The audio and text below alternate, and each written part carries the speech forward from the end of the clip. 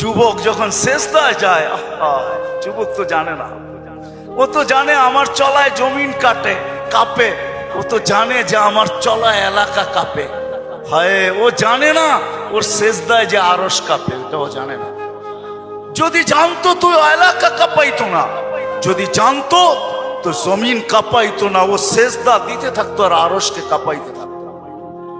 যুবকের সেজদায় আরশ কাঁপে, আরশ। যুবক যখন সেজদায় যায়, সেজদায় পড়ে তো আল্লাহ ফেরেশতা, নাইলে এই হাদিস কোনোদিন আসতো না।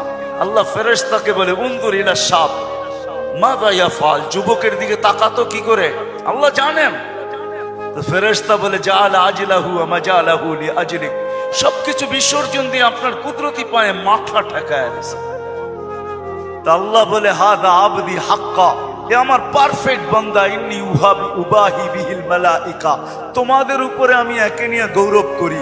যখন সেজদায় চিৎকার দেয় সুবহানা রাব্বিয়াল আলা, আল্লাহ বলে সাব্বাহতানি সাব্বাহতুক, তুই আমাকে পবিত্র বললি, যাহ তুই পবিত্র, তোর গুনাহ মাফ, সেজদার থেকে উঠার আগে মাফ।